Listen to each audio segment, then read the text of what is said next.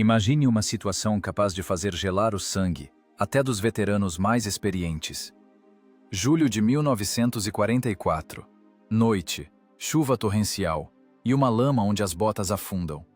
Uma tripulação soviética, em um tanque solitário, realiza um ato que beira o suicídio. Eles não se escondem nos arbustos. Eles não armam uma emboscada. Eles fazem aquilo que contradiz qualquer lógica de guerra. Infiltram-se bem no meio de uma coluna de uma divisão de elite alemã. Apenas 5 metros os separam do canhão de um tanque Pantera inimigo.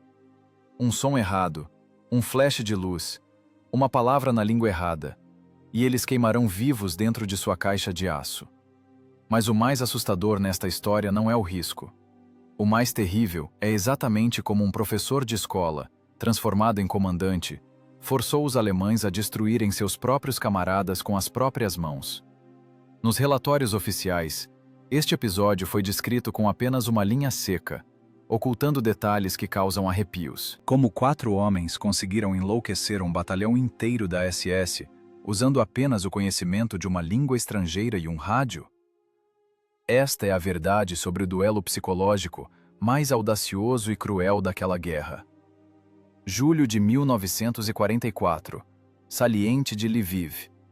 Nos mapas operacionais dos Estados Maiores, este lugar era marcado com grossas setas vermelhas, indicando avanços profundos. Mas ali, no chão, a geografia se estreitava às dimensões de uma ratoeira úmida e suja. Para a tripulação de um tanque T-3485 isolado, com o número de bordo 18, a guerra deixou de ser estratégia. Ela se transformou em uma aritmética nua e crua de sobrevivência, onde todas as equações eram resolvidas com sinal negativo. O cerco se fechava ao redor. Isso não é força de expressão. É a sensação física de pressão quando você sabe que para cada quilo de aço seu, o inimigo tem 1 tonelada. As cunhas blindadas da SS, reagrupadas após os primeiros golpes, cortaram o 18 das forças principais do batalhão. A logística morrera 1 hora atrás. Nos tanques de combustível, restavam apenas migalhas de diesel, o sangue espesso e oleoso da máquina, que mal daria para 20 quilômetros de marcha forçada pelo solo encharcado. A munição estava pela metade. 27 projéteis. 27 chances de comprar mais alguns minutos de vida, se tivessem a sorte de acertar primeiro. Dentro do tanque não cheirava a heroísmo. Lá dentro pairava um ar pesado e viciado. Um coquetel de cheiros de diesel queimado, pólvora, botas molhadas e corpos humanos sujos. Esse cheiro impregnava os poros, assentava como uma película oleosa no rosto, entupia os pulmões. A tripulação estava sentada em uma cápsula de aço à deriva em um fluxo de lava, e cada movimento custava esforço, como se o ar tivesse se tornado denso como água. As mãos do municiador, esfoladas até sangrar na culatra do canhão, tremiam levemente. Não era medo em sua manifestação pura e animal. Era fisiologia. A reação do organismo a 2 dias sem dormir, a uma concentração extrema de adrenalina que já não estimulava, mas envenenava os músculos com as toxinas do cansaço. O comandante do tanque, primeiro-tenente Ignatiev, pressionava os fones de ouvido contra as orelhas com tanta força que a pele ficava branca. Seus olhos, inflamados pela tensão constante de perscrutar através do visor turvo, estavam fechados. Ele não olhava. Ele escutava. O rádio 9R, caprichoso e difícil de sintonizar, era agora o único cordão umbilical que os ligava ao mundo. Mas Ignatiev não o sintonizou na frequência do regimento. Ele entrou no éter inimigo. Através do chiado das interferências atmosféricas e dos raios que rasgavam o céu sobre a Ucrânia, rompia-se uma fala estrangeira. Frases cortadas, latidas. A língua alemã. Para alguém naquele tanque, aquilo era apenas ruído, um presságio da morte. Para Ignatiev, era informação. Antes da guerra, ele fora professor de alemão no ensino médio. Ensinava crianças a conjugar verbos e construir frases complexas. Agora, naquela caixa de aço no meio da floresta noturna, A filologia tornara-se uma arma mais terrível do que seu canhão Zig S-53 de 85 mm. Pantera 1, quadrado 74, par. A voz no rádio estava distorcida, mas calma. Calma demais para o inferno que acontecia ao redor. Recebido, Pantera 1. Aguardando a cauda da coluna. Visibilidade 0. Ignatiev abriu os olhos. Ele via o mapa em sua mente com mais clareza do que a folha de celuloide em seus joelhos. 17ª Divisão Blindada da Wehrmacht. Eles seguiam um curso paralelo, literalmente a 100 metros atrás da faixa de floresta. O motor a diesel, V2 de seu T-34, em marcha lenta, emitia um som característico, estalado, impossível de confundir. Em comparação com o ronronar nobre e sutil dos motores a gasolina Maybach, que equipavam os gatos alemães, o som do diesel soviético era como uma sentença de morte. Era o som de um estranho, o som de um alvo. A única salvação era o trovão. O céu, como se tivesse pena, desabou sobre a terra uma chuva de proporções bíblicas, e os estrondos dos trovões abafavam tudo, o tilintar das lagartas e o funcionamento dos motores. Camarada comandante! A voz do mecânico motorista no intercomunicador falhou, virando um guincho. Os nervos estavam cedendo. Temos que sair daqui, enquanto chove. Vamos pela floresta, pela ravina, para os nossos. Conseguiremos passar. O mecânico agarrou as alavancas de direção com tanta força que os nós dos dedos ficaram brancos. Ele estava pronto para pisar fundo no acelerador naquele exato momento, fazer a máquina de várias toneladas rugir e avançar, quebrando a vegetação rasteira. O instinto de autopreservação gritava: corra! Corra antes que te vejam. Corra enquanto a escuridão esconde sua silhueta.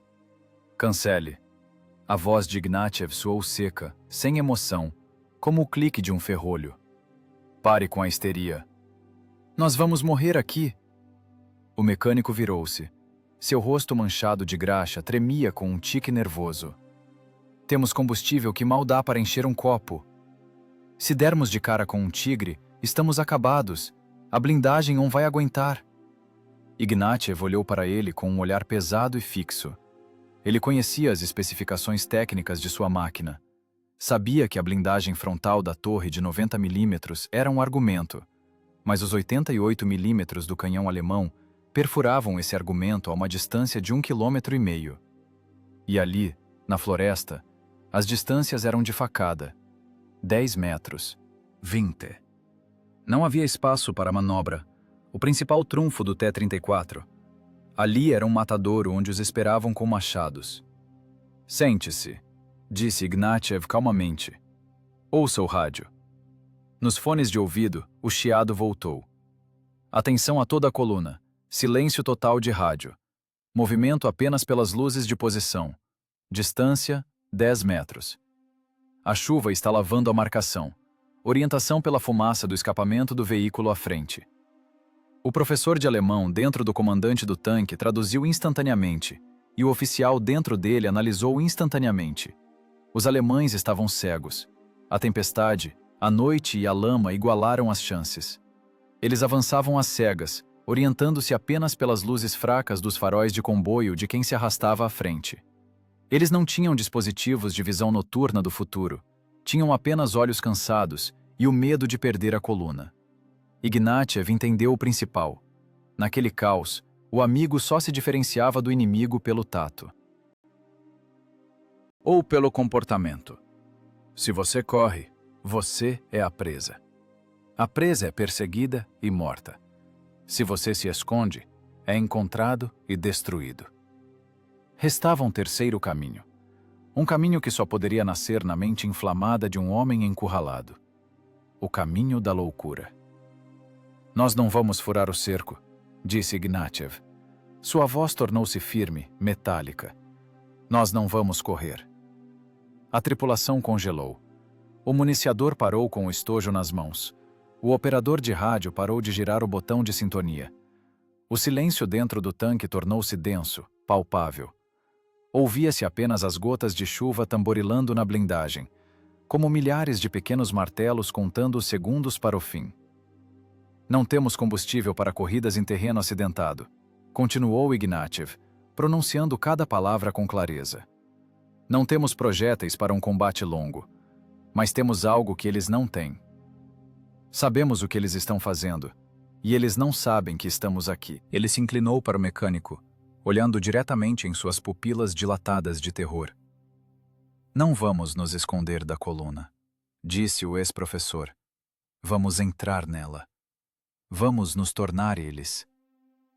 Houve uma pausa de um segundo, em que parecia o próprio tempo parou. A ideia era tão monstruosa, tão contraditória a toda a lógica da guerra, que o cérebro se recusava a aceitá-la. Infiltrar-se na coluna de uma divisão da SS, em um tanque soviético? Ligue o motor, ordenou Ignatiev. Suavemente. Vamos nos encaixar na brecha. Seremos fantasmas. Não era bravura. Bravura implica esperança de vitória.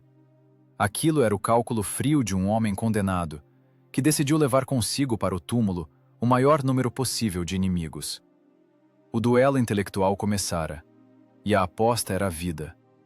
A ideia de se tornar um fantasma exigia não apenas uma determinação insana, mas também um trabalho físico e sujo. A tripulação do 18 saiu, sob os jatos gelados da chuva de julho. Não era camuflagem no sentido regulamentar, quando se esconde o tanque com galhos em uma trincheira. Era maquiagem para um suicida que se preparava para entrar no palco em uma peça alheia. Ao redor do tanque, a argila ucraniana gordurosa chapinhava. O municiador e o operador de rádio, escorregando com as botas no solo encharcado, pegavam essa lama com as mãos. Eles a misturavam com óleo queimado e graxa drenada da transmissão, transformando a substância em uma pasta viscosa e negra. Com essa mistura, esfregavam freneticamente os números de bordo e as estrelas vermelhas na torre. A tinta branca dos números 1 e 8 desaparecia sob camadas de sujeira. A geometria da simbologia soviética dissolvia-se no caos da camuflagem natural. O tanque T-3485 tem uma silhueta característica. Blindagem frontal inclinada, torre baixa, grandes rodas de apoio. Em um dia claro, qualquer artilheiro alemão o distinguiria do anguloso Tigre ou da predadora Pantera em uma fração de segundo. Mas a noite e a tempestade são grandes equalizadores. A visibilidade caiu a zero. Nessas noites, as formas se confundem, e qualquer objeto escuro e barulhento é percebido pelo cérebro como amigo, se estiver se movendo na direção certa. A tarefa da tripulação era quebrar o código visual amigo-inimigo, transformando a máquina em um bolo informe de argila e aço, indistinguível das centenas de máquinas igualmente sujas da Wehrmacht rastejando pela estrada. Enquanto a tripulação cuidava do mimetismo externo, o primeiro-tenente Ignatiev travava sua própria guerra dentro da torre. Ele não tocava na lama. Sua arma era o intelecto, e agora ele trabalhava em rotação máxima, analisando a arquitetura invisível da coluna alemã. Ele escutava o rádio, isolando padrões de comportamento da 17ª Divisão Blindada em meio ao ruído. Era pura matemática de guerra. Os alemães avançavam com dificuldade. Ignatiev ouvia o cansaço nas vozes dos motoristas inimigos. Ouvia as discussões curtas e zangadas dos comandantes de pelotão. Ele calculava o ritmo do movimento. A coluna movia-se aos solavancos. 5 minutos de marcha, 2 minutos parados. Velocidade de pedestre. Os intervalos entre os veículos oscilavam. A disciplina caía sob o peso do clima e da exaustão. Isso era criticamente importante. Em um mecanismo da Wehrmacht perfeitamente ajustado, é impossível se infiltrar. As engrenagens te esmagariam. Mas agora esse mecanismo rangia e falhava. Era exatamente nessas brechas, nessas fissuras microscópicas na ordem alemã, que Ignatiev pretendia penetrar. Ele decifrou o algoritmo de sinalização luminosa. Em condições de blackout, era proibido ligar os faróis. Os alemães usavam o sistema de lanternas de comboio Notec, fendas estreitas de luz esverdeada, visíveis apenas a uma distância de 30 metros e somente sob certo ângulo. Os veículos de trás orientavam-se pelas luzes de posição fracas dos da frente. Ignatiev conhecia essa linguagem. 2 piscadas, distância normal. Sinal longo, atenção, parada. Ausência de sinal, continua em movimento. O conhecimento desses códigos era mais importante que a espessura da blindagem. Se ele errasse o sinal por 1 segundo sequer, um projétil perfurante de 75 milímetros atingiria suas costas. Pronto, comandante.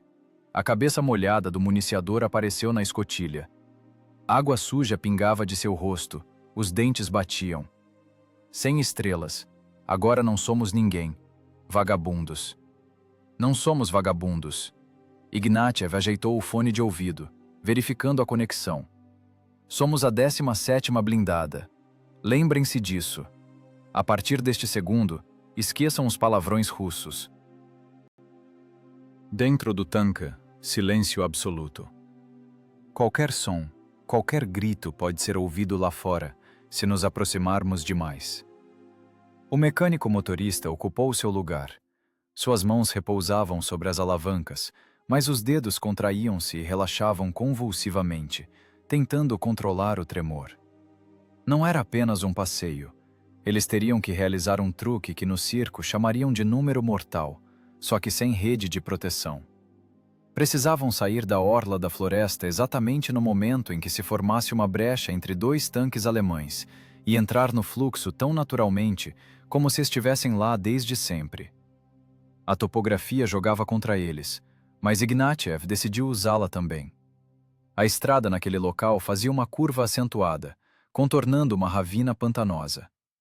Na curva, a técnica de lagartas inevitavelmente desacelera e a distância entre os veículos aumenta. Aquele era o ponto de entrada. Uma armadilha geométrica que o professor transformou em oportunidade. Motor em baixa rotação, comandou Ignatiev. A voz era seca, desprovida de entonação. Emoções agora eram um luxo que não podiam se permitir. Ouçam meu comando. Orientação pelo som. Assim que ouvirem o ronco à direita diminuir, aceleração total. Arrancada de 10 metros, giro de 90 graus à direita e imediatamente tirar o pé. Temos que entrar nos trilhos. A tripulação silenciou. Dentro do tanque pairava uma tensão elétrica e pesada. O ar parecia carregado. Todos entendiam. Agora estavam voluntariamente enfiando a cabeça na boca do leão, contando que o leão estivesse saciado e sonolento. Era um jogo psicológico cuja aposta era a vida. Os alemães, confiantes em sua superioridade, não esperavam tamanha audácia. Procuravam emboscadas nos arbustos, temiam a artilharia, mas nenhum deles podia imaginar que o inimigo estaria à distância de um braço, na mesma formação. A camuflagem estava completa. O tanque não era mais uma máquina de combate do Exército Vermelho. Tornara-se um monstro sujo e sem nome, um pedaço de ferro pronto para se dissolver na escuridão. Ignatiev fechou os olhos, transformando-se novamente em audição. Ele esperava. O estrondo da coluna alemã se aproximava. Centenas de toneladas de aço moíam a estrada, e a terra sob o fundo do T-34 vibrava no ritmo dessa marcha de ferro. Atenção! Sussurrou Ignatiev, embora pudesse gritar. Lá fora o trovão rugia. A brecha está vindo. 3. 2. Naquele momento o medo desapareceu. Restou apenas o cálculo frio e os instintos de um predador que vestiu a pele da presa para se aproximar da garganta do rebanho. 1. Vai. O diesel, V2 rugiu, expelindo uma nuvem de fumaça preta que foi imediatamente pregada ao chão pela chuva. O tanque deu um solavanco e, quebrando arbustos, disparou do esconderijo direto para a estrada, para o vazio negro entre 2 fantasmas metálicos. A armadilha se fechou, mas eles não estavam fora. Estavam dentro. O tilintar das lagartas. No cascalho soou como um tiro. 27 toneladas de aço soviético invadiram bruscamente a ordem alemã, quebrando a geometria perfeita da marcha. O mecânico motorista, encharcado de suor apesar do frio noturno, capturou a inércia com precisão cirúrgica. Ele não freou bruscamente para não se entregar com um solavanco. deixou a máquina deslizar para os trilhos, igualando suavemente a velocidade com a silhueta à frente. Agora eles eram parte da corrente. Lá fora, a tempestade rugia. Era a única coisa que os salvava da destruição instantânea. A acústica da guerra é impiedosa. As panteras e tigres alemães eram equipados com motores a gasolina Maybach. Seu som é um zumbido grave e constante, sutil e potente. O diesel soviético V2 trabalha diferente. Ele bate. Ele estala válvulas, emite um ronco cavado característico que qualquer ouvinte experiente reconhece a 1 quilômetro. Se não fosse o trovão, que ecoava sobre a floresta a cada 10 segundos, teriam sido fuzilados a queima-roupa no mesmo instante em que subiram no aterro. Mas a natureza jogava a favor da tripulação número 18. Um novo raio rasgou o céu, e sob a cobertura desse estrondo, o diesel se perdeu, dissolveu-se no ruído geral da tempestade. Dentro do tanque, o silêncio era denso como algodão. A tripulação tinha medo de respirar. Através das fendas de visão e do periscópio turvo, viam algo que fazia o sangue gelar nas veias. À frente, a apenas 5 metros, avultava a traseira de um tanque Pantera alemão. Era enorme. Através da cortina de chuva, brilhavam as luzes azuis fracas de seus faróis de comboio. A distância até a morte podia ser medida pelo comprimento do canhão. Os gases de escape do alemão eram sugados para a ventilação do T-34. A tripulação inalava o cheiro da gasolina inimiga, e esse cheiro era nauseantemente doce. Ignatiev estava sentado na cúpula do comandante, transformado em estátua. Seus olhos, acostumados à escuridão, escaneavam os espelhos retrovisores. Lá atrás, aproximava-se outra sombra. O tanque que fechava a coluna. Ele seguia rastro a rastro, e seu canhão poderoso olhava diretamente para a nuca do 18. Calma. A voz de Ignatiev no intercomunicador soou abafada, como se viesse do subsolo. Mantenham a distância. Não fiquem para trás. Não avancem demais. Somos uma sombra. De repente, o espelho retrovisor foi ofuscado por um flash. O tanque alemão de trás piscou o farol. Uma vez. Curto. Brusco. Dentro do T-34, o tempo se contraiu em um ponto. O mecânico estremeceu. A mão moveu-se sozinha para a alavanca de giro. Era um reflexo. Foi descoberto. Ataque ou fuja? Parado! Rugiu Ignatiev, sobrepondo-se ao ruído do sangue nos ouvidos. Mãos no lugar! A luz atrás piscou novamente. Desta vez, mais longa. Não era apenas um sinal. Era uma pergunta. Uma exigência de identificação.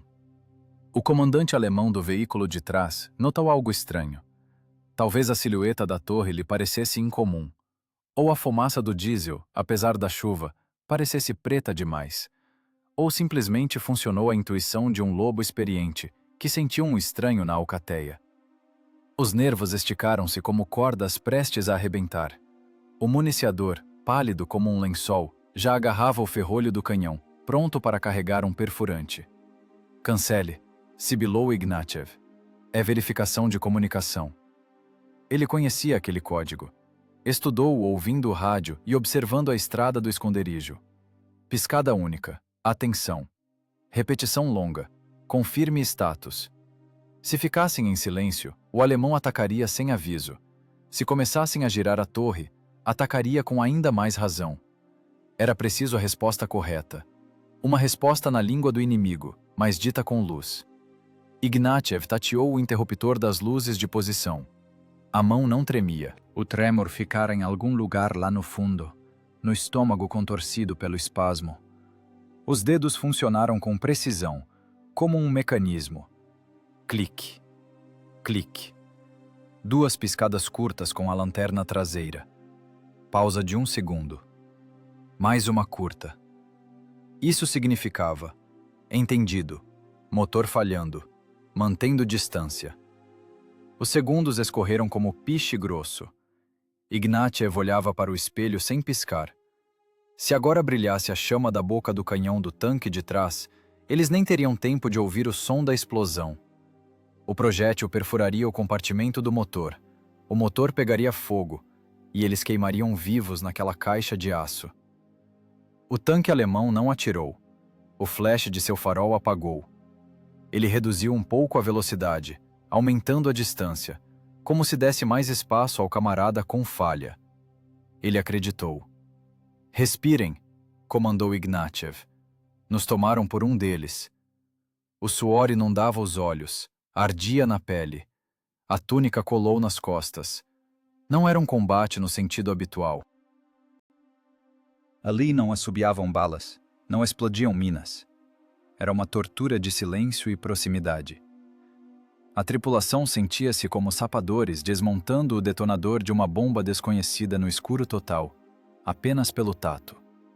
Um movimento errado na alavanca, uma aceleração excessiva, um tilintar acidental da lagarta, e a detonação seria instantânea. O tanque continuava em movimento. Agora estavam no coração do dragão. À frente, o inimigo. Atrás, o inimigo. À esquerda e à direita, uma parede de floresta e escuridão impenetrável. Tornaram-se invisíveis, dissolvidos no estômago do predador. Ignatiev encostou-se novamente ao visor. O clarão de um raio iluminou por um instante a coluna esticada como uma cobra pela estrada. Dezenas de tanques, centenas de pessoas. E no meio dessa armada, uma única tripulação. 4 pessoas cuja vida agora dependia do conhecimento de uma língua estrangeira e da habilidade de mentir usando uma lâmpada. "Mantenha-se atrás dele, como se estivesse colado", sussurrou o comandante ao mecânico. "Para onde ele for, nós vamos. Somos a sombra dele." Seguiam no ritmo geral. Balançavam nos buracos em sincronia com os alemães. Paravam quando as luzes de freio à frente acendiam em vermelho. Andavam quando a coluna começava a se mover. O mimetismo tornou-se absoluto. A barreira psicológica ruiu. O cérebro recusava-se a acreditar no que acontecia, mas os olhos viam os fatos. Cruzes alemãs na blindagem das máquinas vizinhas passavam flutuando, indiferentes e calmas. Mas quanto tempo duraria a máscara? Ignatiev sabia que aquilo não podia continuar para sempre. Mais cedo ou mais tarde, alguém ia querer falar pelo rádio. Ou a coluna entraria em um trecho iluminado, ou simplesmente a chuva pararia. Cada minuto de atraso aproximava o desfecho. E ali, no espaço apertado do compartimento de combate, sob o acompanhamento da tempestade e do motor alheio, começava o verdadeiro inferno da espera. Um inferno onde um segundo se esticava numa eternidade, e o preço do erro era medido em 4 atestados de óbito. O ronco monótono do movimento da coluna dava sono. Era uma canção de ninar mortal. Os alemães, acalmados pela escuridão, pela chuva e pela certeza de que os russos haviam ficado muito para trás, nas trincheiras sujas, perderam a vigilância. A atenção deles diminuiu. A tripulação do tanque número 18 sentia esse ritmo. Respiravam em uníssono com o inimigo, mas seus corações batiam em modo de contagem regressiva. A estrada estreitou-se. À frente, revelados pelos flashes dos raios, apareceram os corrimãos de uma ponte sobre um pequeno rio sem nome. Um gargalo. O ponto de não retorno. Ignatiev entendeu. Não era apenas um obstáculo. Era o bloqueio perfeito. A geografia sugeria a solução do problema tático. Se entupissem aquela ponte, a coluna pararia. E uma coluna parada num aterro estreito não é mais uma unidade de combate. É um alvo num estande de tiro. O comandante encostou-se na mira. A distância até a traseira da Pantera à frente não passava de 7 metros. A tal distância, errar é impossível. A tal distância, um projétil perfurante de 85 milímetros não apenas fura a blindagem. Ele revira as entranhas da máquina pelo avesso. Perfurante.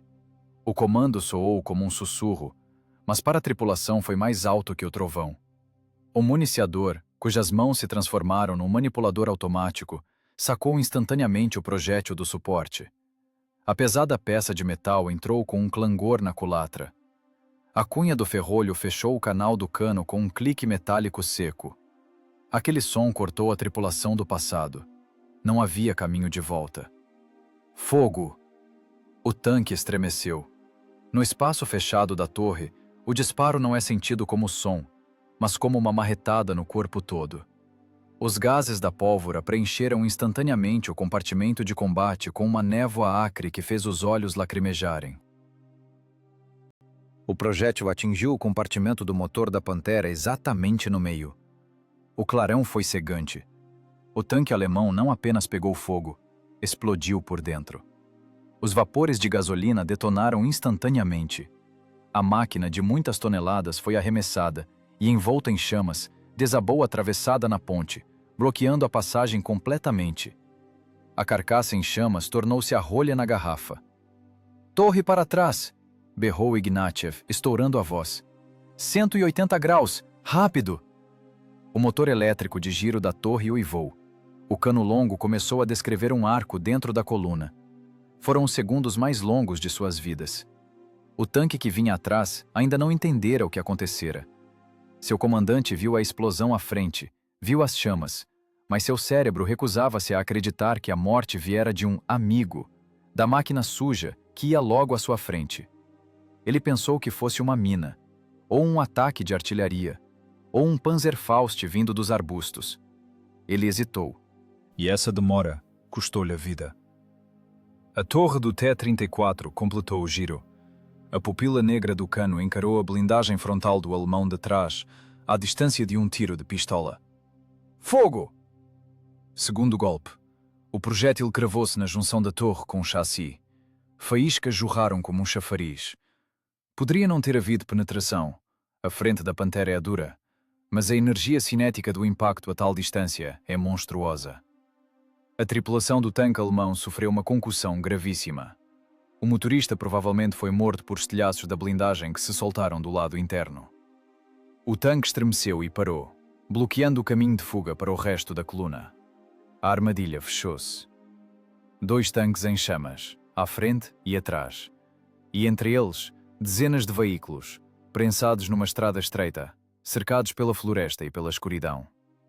Ignatiev não esperou o fogo de resposta. Ele sabia. Agora começaria o pânico.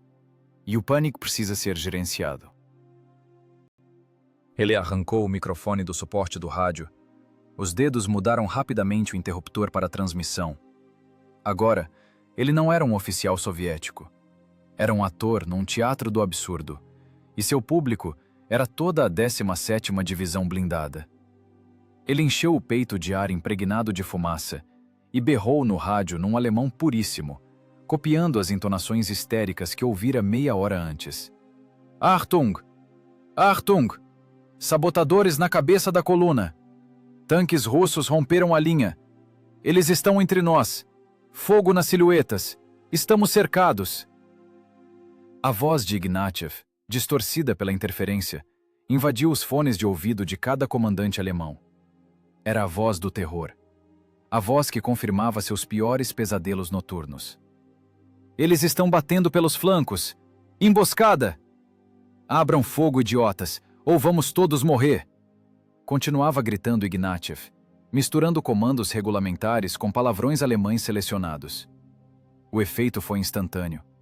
A psicologia da multidão funcionou sem falhas. Na escuridão, sob chuva torrencial, vendo carros em chamas na cabeça da coluna e ouvindo berros sobre rompimento no rádio, os tanquistas alemães perderam a razão. Alguém, sem entender, disparou a primeira rajada de metralhadora na escuridão da floresta. Outro, vendo o clarão, girou a torre e atirou na silhueta vizinha, tomando-a por russa. Mecânico, ré total, comandou Ignatiev, largando o microfone. Jogue para a vala, encoste no que está queimando. O T-34 deu um solavanco brusco para trás, literalmente se espremendo contra a carcaça fumegante da Pantera que ele mesmo destruíra. A fumaça e as chamas tornaram-se seu novo esconderijo. Agora não podiam ser vistos, e ao redor começava o inferno. A esteira da destruição fora ligada. Os alemães começaram a atirar uns nos outros. Traçantes rasgavam o céu noturno. Projéteis ricocheteavam na blindagem, indo para a floresta. O caos, regido por um único professor de alemão, cobriu a divisão por completo. A guerra deixou de ser tática. Transformou-se numa matança num quarto trancado com a luz apagada. E no centro dessa matança, escondida na sombra da própria vítima, estava a tripulação do bordo 18, observando o inimigo devorar a si mesmo. O rádio explodiu. O que começou como pânico transformou-se instantaneamente numa reação em cadeia de destruição incontrolável. A máquina militar alemã, famosa por sua ordem e disciplina, agora lembrava um epiléptico em convulsão. Os gritos nos fones de Ignatiev fundiram-se num uivo contínuo de terror e fúria. Ninguém mais pedia senhas. Ninguém respeitava o silêncio de rádio. O instinto de autopreservação ofuscou o regulamento. No aterro estreito, imprensado entre a floresta e o rio, acontecia a loucura. Um pesado tigre, tentando manobrar e fugir do imaginário ataque pelos flancos, jogou toda a sua massa de 57 toneladas sobre um veículo leve de transporte de infantaria. O som de metal sendo esmagado afundou no estrondo geral. Mas Ignatiev viu pelo visor como as lagartas do gigante moeram o veículo de rodas, transformando-o numa panqueca informe. A infantaria, espalhada pelas margens, corria sob o fogo cruzado de suas próprias metralhadoras. Rajadas traçantes cortavam a noite com pontilhados verdes e vermelhos, trançando uma rede mortal. Os alemães atiravam em tudo que se movia, nas sombras, nos arbustos, nos tanques vizinhos. "Mecânico, para a frente! Marcha lenta!" comandou Ignatiev. O tanque número 18, oculto pelas nuvens de fumaça preta e gordurosa da pantera em chamas, arrastou-se para fora de seu esconderijo. A fumaça era sua aliada, sua capa da invisibilidade. Mas não podiam ficar nela muito tempo. O fogo poderia passar para a transmissão. Era preciso bater. À esquerda, na vala, uma artilharia autopropulsada Stug patinava. Sua tripulação, em pânico, tentava pegar na mira o inimigo invisível. Eles expuseram a lateral. Alvo perfeito. "Alto explosivo! No chassi!" gritou o comandante. O municiador, trabalhando no puro reflexo, enfiou o projétil. Disparo.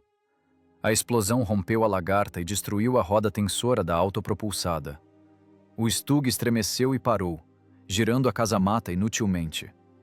A tripulação começou a abandonar o veículo, mas logo caiu sob o fogo de sua própria metralhadora, que os tomou por um desembarque soviético. "Próximo!" Ignatiev girava o periscópio, procurando alvos. À frente, tentando contornar o engarrafamento, surgiu um trator semilagarta com bateria antiaérea. 4 canhões de 20 milímetros, uma arma terrível contra a infantaria e blindagem leve.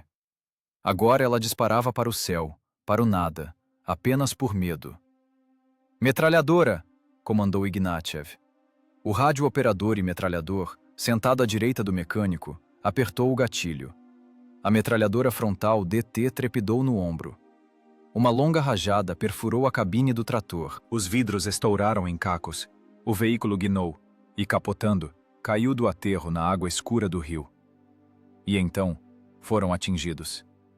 Não foi perfuração, foi ricochete. Um projétil perdido, disparado por alguém da cauda da coluna a esmo, raspou na torre fundida do T-34. O impacto foi de tal força que pareceu que o tanque fora arremessado ao ar. Dentro da torre, foi como se batessem num sino gigante. Não ouviram o som, sentiram-no com todo o esqueleto. Do teto caiu fuligem, poeira e pequenas porcas. "Relatório!" berrou Ignatiev, sentindo algo quente escorrer do nariz. Sangue. "Normal", respondeu o municiador, cuspindo poeira. Mas o mecânico estava calado. O tanque parou. O motor continuava funcionando, mas a máquina não se movia. "Misha!" Ignatiev chutou o encosto do banco do motorista com a bota. O motorista estava sentado, com o capacete encostado no visor. Debaixo do fone de ouvido, pelo pescoço, escorriam riachos escuros. Sangue saía dos ouvidos. Concussão gravíssima. Os tímpanos provavelmente estouraram com a mudança de pressão no impacto. Ele estava consciente, mas seu aparelho vestibular falhara. O mundo para ele virou de cabeça para baixo e girava como um peão. As mãos escorregaram das alavancas. Misha, droga!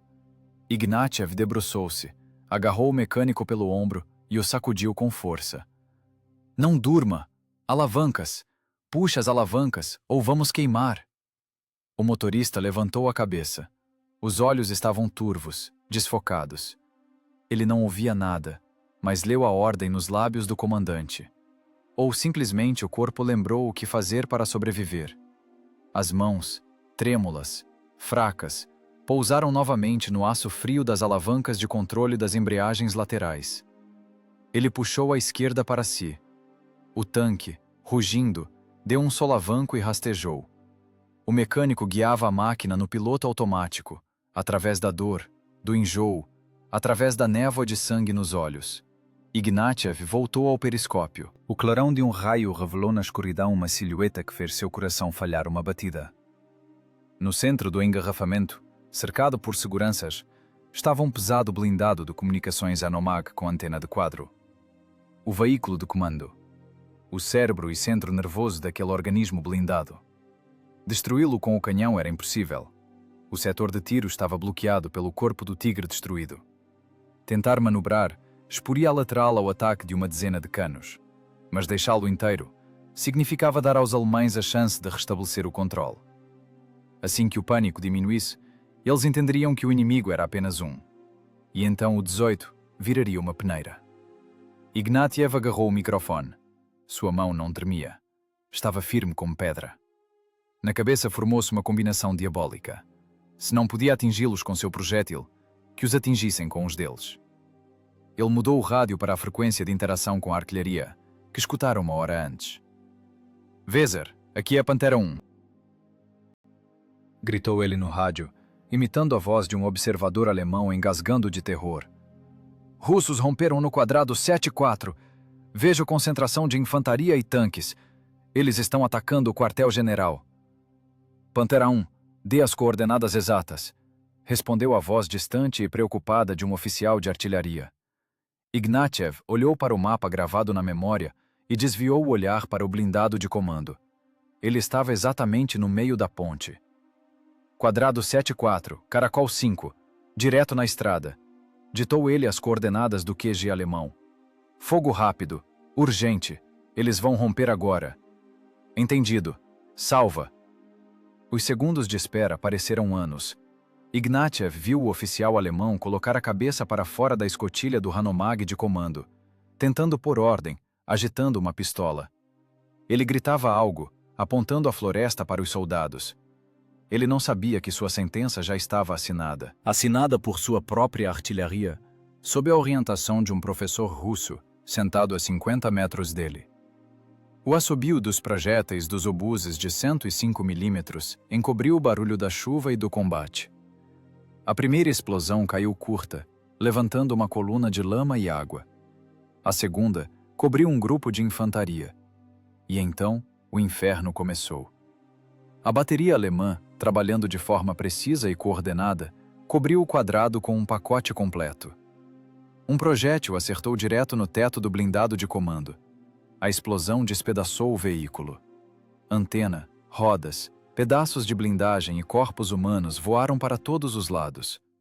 Junto com o QG, desapareceu a última esperança dos alemães de restabelecer a ordem. Para trás! Berrou Ignatiev, vendo a parede de fogo e terra levantar-se diante deles. Ré total! Para a ravina! O mecânico puxou as alavancas. O T-34, tilintando as lagartas, recuou para longe do epicentro das explosões, descendo de ré para a escuridão salvadora da depressão. Eles partiam, deixando para trás um cemitério de máquinas em chamas, que os alemães continuavam a arar diligentemente com seus próprios projéteis. Era o ápice do caos. Caos controlado. O amanhecer sobre o saliente de Lviv não chegou como um alívio. Chegou devagar, cinzento e sujo, como se a própria natureza tivesse vergonha de iluminar o que acontecera naquela noite no estreito istmo da ponte. A chuva parou, deixando para trás apenas uma umidade pesada e pegajosa que penetrava sob a roupa e se misturava ao suor frio. O tanque T-3485, com o número de bordo 18, escorregava para uma ravina profunda coberta de arbustos. As lagartas, entupidas de argila molhada, deslizavam pela encosta. Mas a máquina agarrava-se teimosamente ao solo, afastando-se cada vez mais da estrada, da linha de fogo, do lugar que em uma hora se transformara de artéria de transporte em cemitério de aço. Quando atingiram o fundo da depressão, abrigando-se sob as copas densas de velhos carvalhos, Ignatiev ordenou desligar o motor. O diesel espirrou pela última vez e calou-se. E no mesmo segundo, o silêncio desabou sobre a tripulação. Não era aquele silêncio abençoado de paz, quando os pássaros cantam. Eram vazios unindo de concussão. Nos ouvidos, havia um apito fino e contínuo, o eco da canhonada de artilharia e do rugido do motor. Esse apito era o único som no mundo, até ser quebrado por um tinido metálico. Era um estojo de latão rolando pelo piso estriado do compartimento de combate. Dentro da torre, o ar era irrespirável. O ventilador não dava conta. O ar estava denso, azulado pelos gases da pólvora. Sob os pés, algo estalava. O chão estava coberto de estojos deflagrados de calibre 85 milímetros. Eles jaziam misturados a discos de metralhadora vazios, pedaços de estopa e lama trazida pelas botas. Os estojos chegavam quase aos joelhos do municiador. Essa era a conta de ferro de sua sobrevivência. Cada tubo vazio, a morte de alguém ou um segundo ganho. Ignatiev abriu com dificuldade a escotilha da cúpula do comandante. A tampa pesada não cedeu de imediato. As mãos enfraqueceram, os músculos encheram-se de ácido lático e recusavam-se a obedecer. Ele saiu para a blindagem, engolindo avidamente o ar úmido e frio da manhã. Da torre, lavada pela chuva noturna e aquecida pelo combate, subia um vapor denso. A máquina respirava, esfriando, estalando o metal, como um ser vivo que correra uma maratona no limite de suas forças. O comandante pegou o binóculo e olhou para trás, para a borda da ravina, atrás da qual ficara a estrada. A cena que se abriu na luz cinzenta da manhã lembrava telas de pintores surrealistas, se eles pintassem o inferno. Num trecho de estrada de 300 metros, fumegavam 12 carcaças negras e retorcidas. 12. A pesada técnica alemã, orgulho dos escritórios de design do Reich, transformou-se em pilha de sucata. Aquela mesma pantera que queimaram primeiro ainda ardia na ponte, lançando ao céu uma coluna de fuligem gordurosa. Atrás dela, com o cano enterrado no chão, jazia o tigre, o mesmo que esmagara seu próprio irmão blindado. Um pouco mais longe, fumegava a autopropulsada com a lagarta rompida. E ao redor deles, caminhões virados, Hanomags destroçados pelas explosões e manchas negras de terra queimada. Ignatiev passava o binóculo lentamente por esse panorama. Ele sabia. Sua tripulação destruíra apenas 2 máquinas. As outras 10 mataram-se a si mesmas. Funcionou a reação em cadeia do medo, iniciada por uma frase correta no rádio e alguns projéteis na hora certa. Não foi a vitória do calibre. Foi a vitória do caos sobre a ordem. A divisão SS, elite da Wehrmacht, treinada para matar, caiu em loucura e devorou a própria cauda. Da escotilha do motorista apareceu a cabeça de Misha. Ele tirou o capacete. Seu rosto estava cinza como cinza, e dos ouvidos estendiam-se 2 trilhos secos de sangue marrom escuro. Ele olhava para frente com um olhar vidrado, sem reagir aos movimentos do comandante. Ele ainda estava lá, na estrada, empurrando alavancas e desviando de traçantes. Seu corpo estava aqui, na segurança da ravina, mas a consciência ficara presa naquele segundo em que o projétil atingiu a torre. O municiador subiu na blindagem. Sentou-se, balançando as pernas na escotilha, e tentou pegar a bolsa de tabaco. Suas mãos viviam uma vida separada. Um tremor forte e incontrolável batia nos dedos com tanta força que ele não conseguia segurar a tira fina de papel de jornal. O tabaco caía fora, no aço molhado da blindagem, nos joelhos, na lama. Ele tentou enrolar o cigarro, uma, 2, 3 vezes. O papel rasgava, o tabaco se espalhava. O municiador levantou os olhos para o comandante. Neles não havia triunfo. Havia uma incompreensão animal de como ainda estavam vivos. De repente, ele soltou uma risadinha baixa e histérica, depois outra, e jogou o pedaço inútil de papel para baixo. "Tem fósforo?" perguntou rouco, embora não tivesse o que fumar. A voz era estranha, rouca pela fumaça. Ignatiev estendeu-lhe silenciosamente sua cigarreira com cigarros capturados. O municiador pegou um, apertou-o no punho com a palma inteira, como uma criança segura uma colher para não derrubar, e acendeu-o avidamente. A primeira tragada causou um acesso de tosse. Os pulmões, já entupidos de fumaça, protestavam. Mas ele fumava, profundamente, até ficar tonto, tentando acalmar a dança dos nervos com nicotina. O rádio-operador ficou dentro. Estava sentado no fundo, com as costas encostadas na caixa de câmbio, olhando fixamente para o rádio. Para aquele mesmo 9R, que naquela noite fora mais terrível que o canhão. Ele acariciava o metal frio da caixa com os dedos, como se acalmasse uma fera enraivecida. Ao redor pairava o cheiro. Não aquele cheiro heróico de pólvora sobre o qual escrevem nos jornais. Cheirava a borracha queimada molhada, tinta chamuscada, cheiro azedo de estresse vindo dos corpos sujos e um aroma adocicado e nauseante de carne queimada que o vento trazia da estrada. Ignatiev olhou para suas mãos. Estavam pretas de fuligem e óleo, mas não tremiam. Sua psique, calejada por anos de guerra, congelou as emoções. Agora ele estava vazio. Tudo queimara por dentro. Medo, alegria, esperança. Restava apenas a constatação fria do fato. Eles andaram no fio da navalha. A chance de sobrevivência era 1 em 1 milhão. E essa chance de 1 milhão caiu para eles. "Verifique o óleo", disse ele ao mecânico, quebrando o silêncio. As palavras caíram pesadas, como pedras na água. "E inspecione o chassi. Ainda temos que rastejar até os nossos." Eles estavam sentados na blindagem do tanque que esfriava no meio da floresta ucraniana. 4 mortos-vivos sobreviventes que realizaram o impossível. E às suas costas terminava de queimar a coluna alemã, monumento à estupidez humana e ao medo, que se revelou mais destrutivo que qualquer projétil. O silêncio pressionava os ouvidos mais forte que o estrondo. Era o silêncio após o fim do mundo. O silêncio da ravina, que 1 minuto atrás parecia a salvação, de repente estourou. Foi rasgado por um som mais terrível que o ranger das lagartas. Era uma risada. O municiador, sentado na blindagem com um cigarro apagado, de repente dobrou-se ao meio. De sua garganta saíam sons curtos e latidos. Não era a alegria de quem foi salvo. Era uma reação puramente fisiológica de um sistema nervoso sobrecarregado. Uma válvula de segurança que estourou com a pressão do horror vivido. Ele gargalhava, olhando para suas mãos trêmulas, e as lágrimas escorriam pelas bochechas sujas, abrindo sulcos claros na fuligem. Ele ria do absurdo de estarem vivos, do fato de que, 20 minutos atrás, respirava o mesmo ar que os soldados da SS, e estes o tomavam por um deles.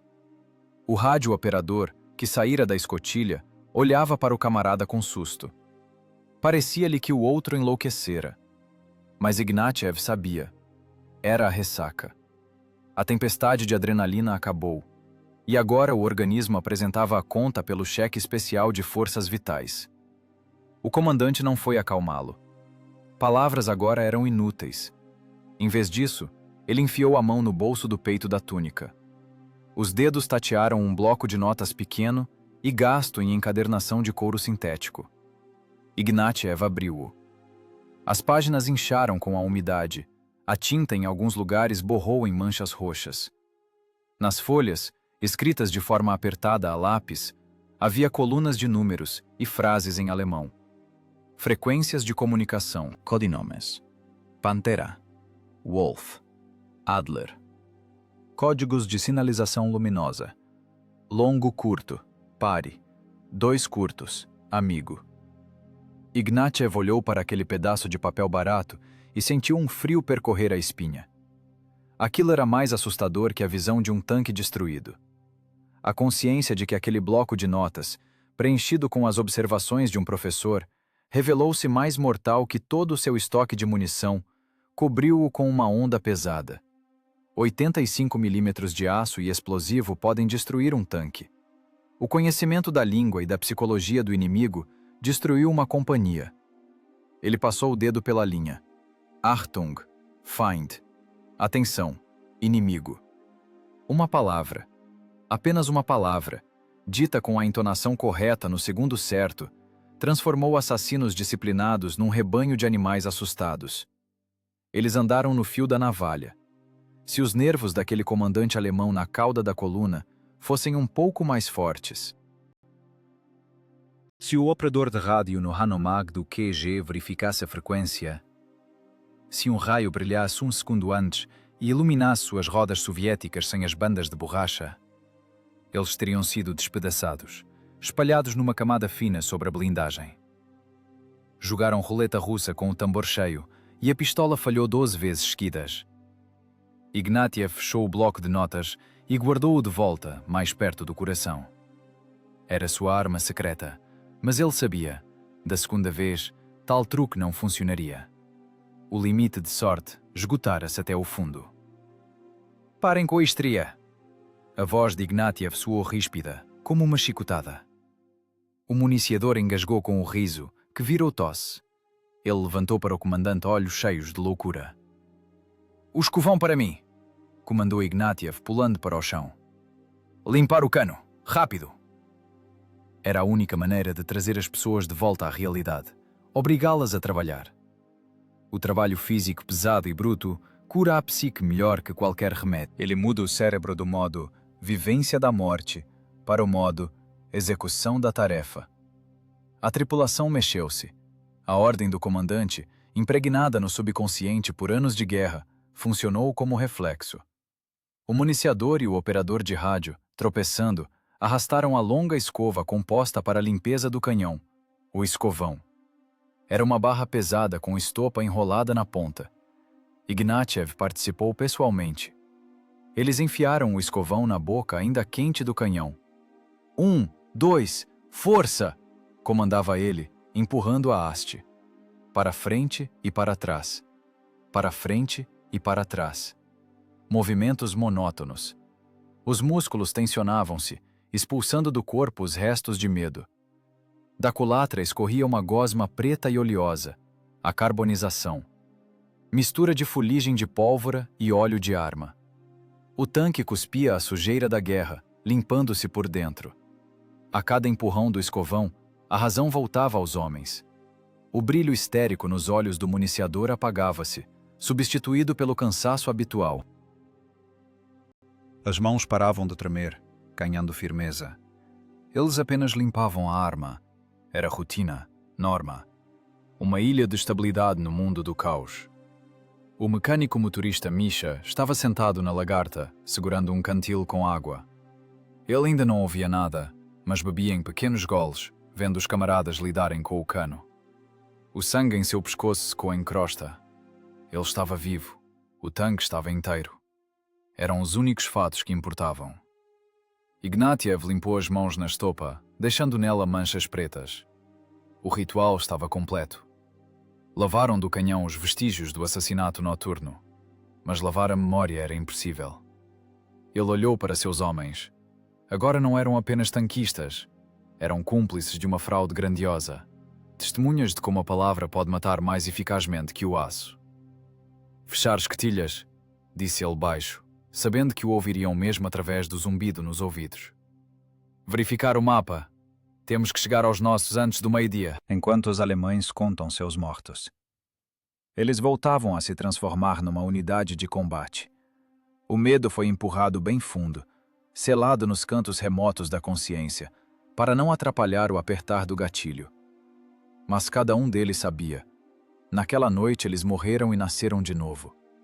E o preço desse segundo nascimento estava anotado num pequeno bloco de notas molhado no bolso do comandante.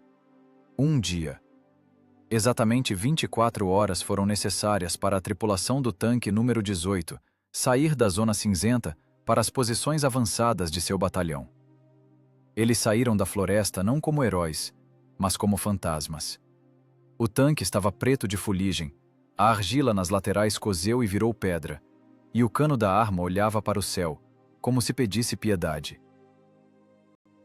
A guarda de infantaria, no posto de controle, quase abriu fogo. A silhueta da máquina estava tão distorcida pela sujeira e deformações que só conseguiram identificá-la como um T-34 amigo pelo ronco característico do diesel gasto. Ignatiev pulou para o chão. As pernas cederam. A terra parecia macia como pluma após a vibração rígida da blindagem. Ele cambaleava. Seu rosto, transformado numa máscara de graxa e poeira, era cortado apenas por faixas brancas ao redor dos olhos, marca dos óculos do capacete. Ele parecia um mineiro que subiu da mina, onde em vez de carvão extraíam morte. O QG do batalhão ficava num abrigo profundo, com 3 camadas de toras. Ali cheirava a resina de pinheiro, tabaco barato e o mais surpreendente, colônia. Esse cheiro de limpeza atingiu Ignatiev no nariz mais forte que o cheiro de queimado. Ali era outro mundo, o fronte de papel. O comandante do batalhão, um major com olhos vermelhos de insônia, debruçava-se sobre o mapa operacional. Estava limpo, riscado com linhas precisas de lápis azul e vermelho. A geometria da guerra ali parecia estéril. Nenhuma sujeira, nenhum sangue. Apenas símbolos táticos. Camarada Major. A voz de Ignatiev soou como metal raspando em vidro. Comandante do tanque número 18, primeiro-tenente Ignatiev, apresentando-se. O major levantou a cabeça. Seu olhar deslizou pela figura do tanquista com repulsa e surpresa. Os oficiais do Estado-Maior, sentados às mesas com telefones, calaram-se. O contraste entre as túnicas passadas dos oficiais de gabinete e o macacão de Ignatiev, encharcado de suor e fedendo a estopa, era monstruoso. Vivo? Perguntou apenas o comandante do batalhão. Nós te registramos nas perdas irrecuperáveis. Demos baixa na máquina. Vivo. Máquina operante. A tripulação está inteira. Mecânico com concussão, mas em serviço. Relatório. Onde esteve? Por que não havia comunicação? Ignatiev aproximou-se da mesa. O dedo sujo deixou uma marca preta e gordurosa no celuloide limpo do mapa, exatamente no lugar onde se marcava a tal ponte. Quadrado 7-4, emboscada. Destruída coluna inimiga. 12 unidades de técnica. Dentre elas 2 tanques pesados Tigre, 3 Panteras, o resto, blindados e autopropulsadas. O movimento da 17ª Divisão Blindada neste setor foi detido. Fez-se silêncio no abrigo. Pesado, desconfiado. O major endireitou-se lentamente. 12? Perguntou de volta, estreitando os olhos. Você, tenente, por acaso, inalou monóxido de carbono? Não me venha contar contos de fadas. Você tem um cano, munição incompleta. E quer dizer que sozinho acabou com uma companhia reforçada da SS? Sim, senhor. Mentira, disse calmamente o chefe do Estado-Maior, sem tirar os olhos dos papéis. Isso não existe. Ou é exagero nos números, ou delírio de contundido. Com que você bateu neles? Você tem munição para 5 minutos de combate. Ignatiev ficou calado. Como explicar àquelas pessoas, sentadas no calor, que os projéteis não foram necessários? Como explicar que ele atirou com palavras, que ele forçou os alemães a matarem uns aos outros, simplesmente apertando o botão do rádio na hora certa? Ali, entre mapas e relatórios, isso soaria como loucura. Verifiquem, disse Ignatiev com voz abafada. Enviem o reconhecimento. O major soltou um riso anasalado, preparando-se para lançar um discurso sobre disciplina e fantasiosos. Mas naquele momento, o oficial de inteligência entrou no abrigo. Nas mãos trazia uma pasta com interceptações. Sua aparência era de perplexidade. Camarada Major, o oficial de inteligência colocou a folha sobre o mapa. Dados da interceptação de rádio. Os alemães enlouqueceram. O que foi agora? A 17ª blindada gritou no rádio a noite toda. Pânico. Relata um ataque maciço de unidades blindadas soviéticas no quadrado 74. O major parou. A mão com o lápis pairou no ar. Leia, ordenou. O oficial de inteligência pigarreou e começou a ler a tradução do criptograma alemão. Relato. Coluna atacada por forças inimigas superiores. Os russos usaram tática de infiltração. Estamos cercados. Travamos combate com brigada de tanques. Perdas críticas. Destruído o QG do grupo de combate. Solicito apoio de artilharia nas minhas coordenadas. O comandante do batalhão desviou o olhar da folha de papel para o tenente sujo, que cambaleava de cansaço. Em seus olhos, o ceticismo foi substituído por algo parecido com medo. Ele começou a entender. Brigada de tanques? Perguntou o major baixinho. Quer dizer que você agora vale por uma brigada inteira? Ignatiev deu de ombros. O movimento custou esforço. Eu apenas sabia as frequências deles, camarada major, e os códigos. Eu fui professor de alemão. Eu disse a eles o que eles tinham medo de ouvir. O major contornou a mesa. Aproximou-se de Ignatiev. O cheiro de queimado do tanquista superou o cheiro da colônia. O comandante olhava não para as medalhas, que não existiam, mas nos olhos do professor. Neles havia o vazio de um homem que olhou além da borda. Você, Ignatiev, o major gaguejou, procurando as palavras. Você é um homem assustador. Você não os venceu com blindagem. Venceu com a mente. Ele voltou ao mapa, olhou para a marca de dedo gordurosa cobrindo a estrada e, bruscamente, com pressão, circulou-a com lápis vermelho, marcando como alvo destruído. Ataque maciço! Riu o chefe do Estado-Maior, balançando a cabeça. Os alemães no QG do exército agora estão quebrando a cabeça de onde tiramos essas reservas. E a reserva é um professor com um microfone. Foi um triunfo no papel. Mas para Ignatiev, foi apenas um relatório. A burocracia da guerra aceitou sua façanha, digeriu-a e transformou-a em linhas secas de resumo. Perdas do inimigo, até 12 unidades. Nenhuma palavra sobre o jogo de rádio. Nenhuma palavra sobre como as mãos tremiam, mudando os interruptores. Na história ficará apenas o resultado. Vá, tenente, disse o comandante do batalhão mais suavemente. Durma. Amanhã escreva um relatório detalhado. Escreva cada palavra. Como você os... pelo rádio. Isso precisa ir para os manuais. Ignatiev assentiu. Girou sobre o ombro esquerdo, deixando no chão de tábuas pedaços de lama seca das botas, e saiu do abrigo. Lá fora fazia sol, mas dentro dele ainda estava aquela noite, cheia de chuva e fala alemã. O fronte de papel aceitou a vitória, mas não curou a alma. Na guerra, heróis não são enviados para sanatórios. Não são colocados na estante como vasos de cristal para tirar o pó. Ferramenta eficiente é explorada até o desgaste total. Ignatiev e sua tripulação provaram sua eficiência, o que significava que não os esperava a retaguarda, mas um novo ciclo no moedor de carne. A única recompensa que a guerra dá a um profissional é o direito de passar sua experiência a outros condenados antes de queimar ele mesmo. O tanque número 18 ficou no batalhão de reparos exatas 6 horas. Não foi restauração. Foi cirurgia de campo bruta. A cicatriz do ricochete na torre, aquela marca do projétil alemão que quase os transformou numa vala comum, foi simplesmente soldada. O soldador, um operário mobilizado idoso com o rosto preto de fuligem, aplicou uma costura grossa e irregular de solda elétrica bem em cima do amassado. O metal ficou feio, mas inteiro. Nenhuma massa, nenhuma tinta. A guerra não tolera estética.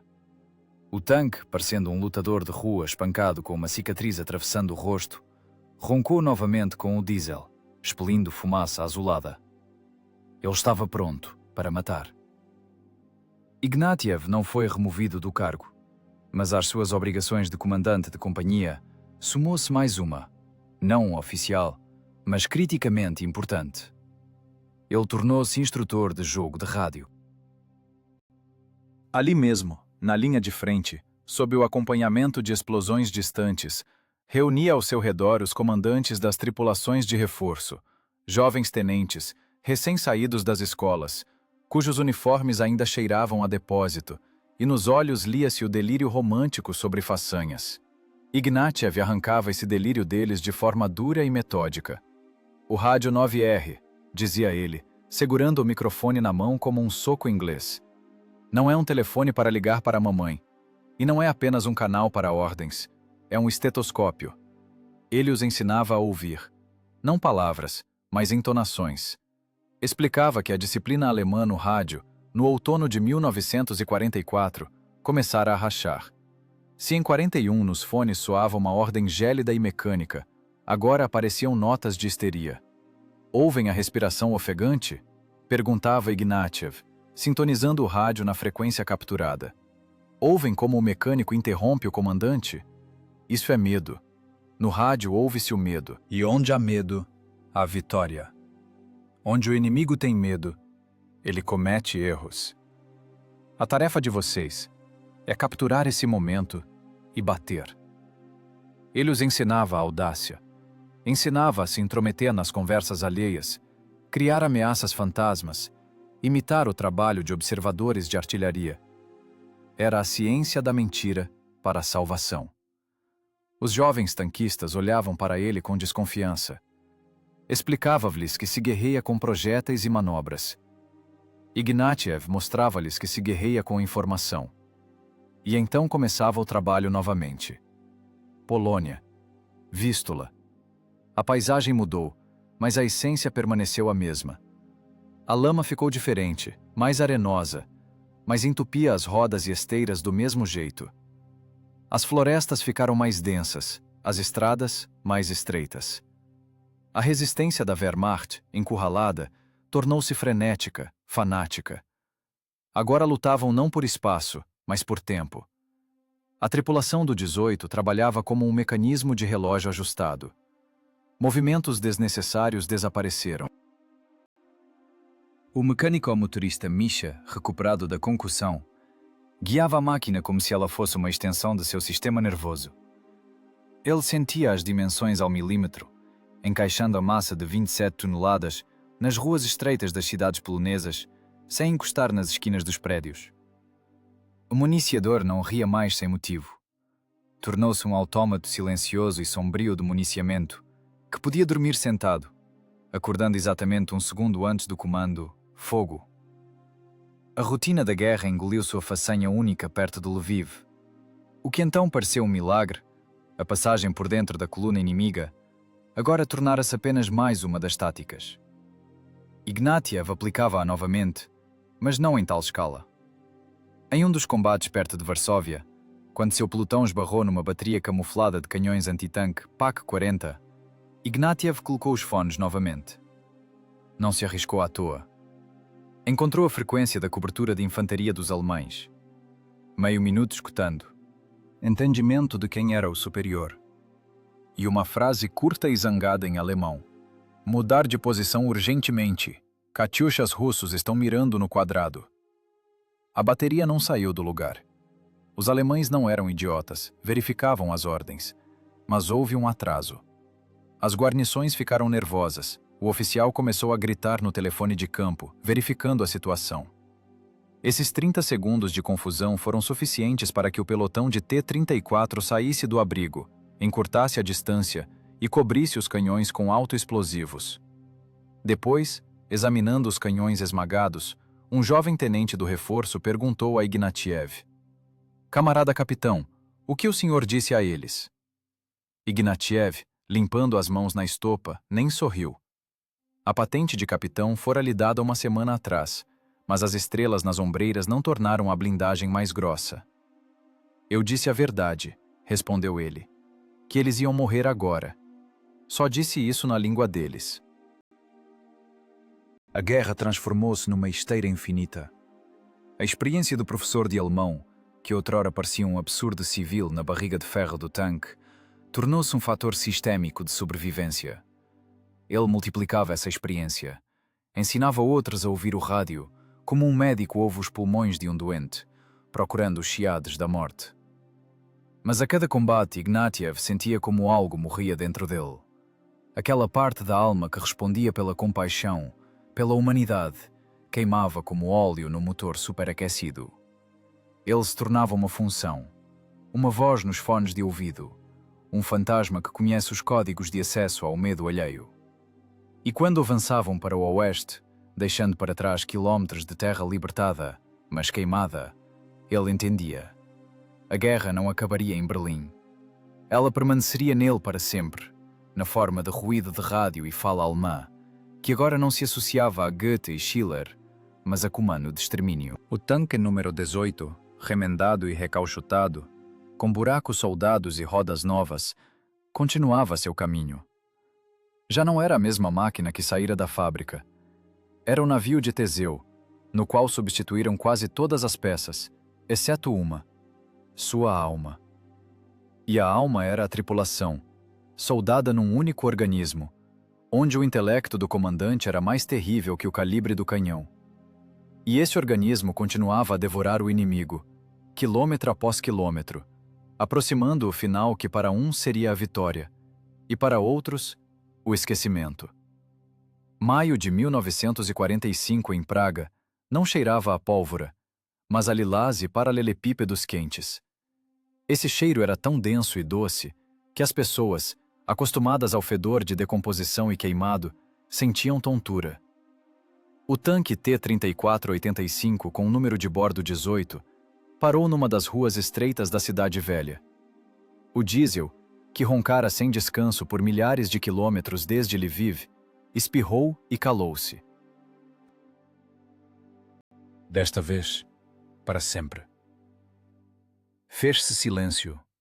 Não uma pausa operacional, não a calmaria antes da preparação de artilharia, mas um silêncio verdadeiro e profundo de paz, no qual se ouve o tilintar do bonde e o riso de uma garota na calçada. A tripulação saía das escotilhas devagar, como se não acreditasse que o ar não precisava mais ser dividido em goles entre as corridas. Suas túnicas, salgadas de suor até formarem manchas brancas, desbotaram quase até a brancura. Os rostos, onde a fuligem do óleo impregnada nos poros se tornaram uma segunda pele, pareciam mais velhos que sua idade uma vida inteira. O mecânico motorista Misha, cujos ouvidos ainda ouviam mal as frequências altas depois daquela concussão, acariciava a blindagem do tanque com a palma da mão. Ele se despedia. Eles entendiam. Ali seus caminhos se separavam. A cápsula de aço, que fora sua casa, fortaleza e caixão, cumprira sua função. A guerra acabou. Começou aquilo que para um militar às vezes é mais terrível que o combate: o esquecimento. Nos relatórios oficiais e nas histórias de muitos volumes da Grande Guerra Patriótica, o episódio perto de Lviv encolheu-se a uma única linha seca e burocrática. Durante a operação ofensiva, o pelotão de tanques organizou uma emboscada bem-sucedida, resultando na perda de até 12 unidades de técnica de combate pelo inimigo. Nem uma palavra sobre o jogo de rádio. Nem uma palavra sobre o professor de alemão que, com a voz, forçou uma divisão de elite da SS a destruir a si mesma. Nem uma palavra sobre as mãos trêmulas, mudando os interruptores do rádio 9R na noite tempestuosa. A história não gosta de detalhes. Ela gosta de escala. O duelo intelectual, vencido no limite da loucura, não se encaixava nos esquemas padrão de descrição de heroísmo. Lá eram necessários arietes, tripulações em chamas, saltos sobre a seteira. Mas a astúcia, a linguística e a psicologia ficaram nas pastas com o carimbo secreto nos arquivos da inteligência, cobrindo-se de poeira por décadas. A experiência única, que salvou centenas de vidas, dissolveu-se na massa do triunfo geral. Ignatiev voltou para casa. Ele tirou as ombreiras de capitão, pendurou a túnica com as medalhas no armário e nunca mais a vestiu. Voltou a usar o paletó gasto. Voltou para a escola. No dia 1º de setembro de 1945, ele entrou na sala de aula. As mesmas carteiras, o mesmo quadro negro, o mesmo cheiro de giz e pano molhado. Só as crianças eram outras. Seus olhos eram adultos demais. ele pegou um pedaço de giz. Os dedos, acostumados a apertar o microfone e a pistola, no início quebravam o calcário frágil. Teve que reaprender a coordenação motora da vida pacífica. Escreveu no quadro, Die Deutsche Sprache, a língua alemã. Na sala pairou um silêncio tenso. Para aquelas crianças, o alemão era a língua do inimigo. A língua daqueles que queimavam suas casas, matavam seus pais, bombardeavam cidades. Elas olhavam para o professor com incompreensão, quase com hostilidade. Para que aprender o latido dos assassinos? Ignatiev virou-se para a turma. Ele viu essa pergunta em seus olhos. Poderia ter contado a eles como essa língua salvou sua vida. Como o conhecimento de verbos irregulares e construções de entonação revelou-se mais eficaz que um projétil perfurante. Como ele berrava no rádio comandos que faziam as panteras explodirem. Mas ele ficou calado. Veteranos que viram o avesso verdadeiro e sujo da guerra raramente contam a verdade. Eles sabem que as palavras ditas numa sala quente nunca transmitirão o frio da blindagem do tanque sob a chuva. A língua, disse Ignatiev baixinho, não é o inimigo. A língua é uma ferramenta. Um machado pode matar um homem ou pode construir uma casa. Tudo depende de em cujas mãos ele está e como funciona a cabeça de quem o segura. Passaram-se anos, décadas. Ignatiev envelheceu. Seus cabelos ficaram totalmente brancos, como aquele giz com o qual ele cobriu quilômetros de quadros negros. A cicatriz da guerra dentro dele cicatrizou, mas não desapareceu. À noite, quando trovoava lá fora, ele às vezes acordava suando frio. Parecia-lhe que o barulho da chuva era a interferência nos fones, e os trovões eram as explosões dos obuses de 105 milímetros, que ele mesmo chamara sobre o QG alemão. Nessas noites, ele ficava de olhos abertos e sussurrava a conjugação de verbos alemães para acalmar as batidas do coração. Ritual de retorno à realidade. Ele formou milhares de alunos. Para eles, era apenas um velho rigoroso e justo, que exigia pronúncia perfeita e conhecia a literatura alemã melhor que a russa. Nenhum deles sabia que aquele intelectual magro de óculos fora um dia o predador mais perigoso na floresta noturna, perto de Lviv. Ninguém sabia que seu excelente, no diário, pesava menos que seu Feuer, fogo, no rádio em 44. Certa vez, já no final dos anos 70, um dos alunos, um audacioso estudante do 10º ano, perguntou-lhe após a aula: Ivan Petrovich, para que precisamos aprender essa língua? Nós vencemos. Para que precisamos das palavras deles? Ignatiev limpou lentamente os óculos com um lenço. Olhou para o jovem. Diante de seu olhar mental, por um segundo, brilhou a imagem. Noite, chuva torrencial, estrada estreita, a traseira da pantera a 5 metros e o dedo no botão do rádio. O momento em que uma palavra separou a vida da morte. Ele não contou sobre os tanques. Não contou sobre o ferro em chamas e o cheiro de sangue. Apenas sorriu, com aquele sorriso um pouco triste de quem conhece o preço do silêncio.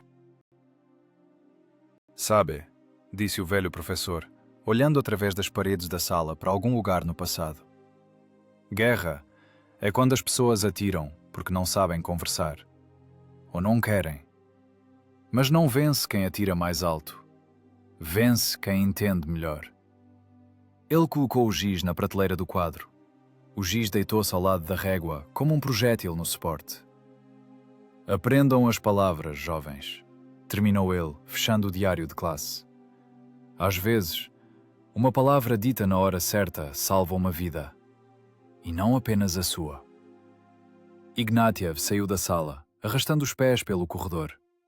Lá fora florescia a primavera, pacífica e barulhenta. E no livro de história, na página 112, permaneceu apenas uma linha seca sobre uma emboscada bem-sucedida, atrás da qual se escondia o maior segredo de uma alma humana, que venceu o aço com a força do intelecto.